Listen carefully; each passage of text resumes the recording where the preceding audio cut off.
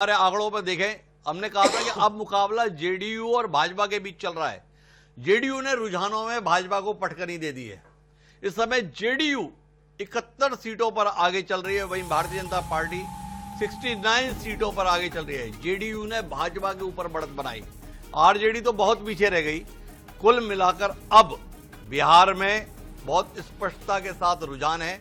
इन रुझानों पर आप एतबार कर सकते हैं। हमने कहा था कि आप थोड़ा समय लीजिएगा, समय बीतने के बाद जो रुझान आएंगे उन पर एतबार कीजिएगा। आधिकारिक रूप से जिम्मेदारी के साथ कह रहा हूं, इन रुझानों को अब आप अंतिम परिणाम के तौर पर भी देखने की कोशिश कर सकते हैं। बिहार में बदलाव की कोशिश सिरे चढ़ने नहीं जा रही है।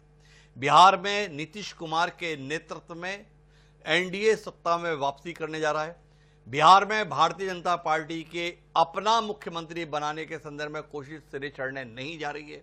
बिहार में एक बार फिर नीतीश कुमार ही मुख्यमंत्री होंगे, ये रुझान साफ तौर पर बता रहे हैं।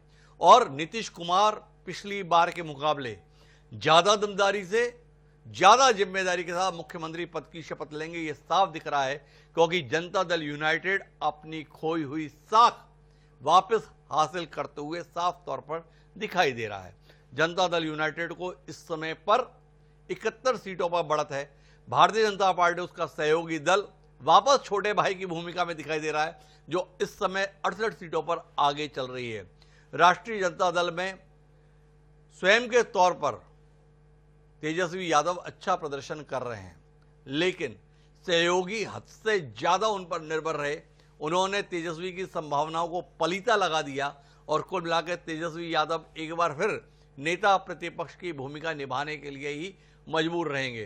कांग्रेस पार्टी जीत करके 60 सीटें ली, इसके अलावा कुछ सीटों पर जबरदस्ती प्रत्याशी उतार दिए, पर इस समय महज 12 सीटों पर इस समय कांग्रेस पार्टी आगे है। अर्थात कांग्रेस और अन्य सहयोगी घटक दल, जो वीआईपी के मुकेश सहनी उप मुख्यमंत्री बनना चाहता हूं, इतनी सीटों पर लड़ना चाहता हूं, महज एक सीट पर इस समय आगे चल रहे हैं 15 सीट लेने के बाद।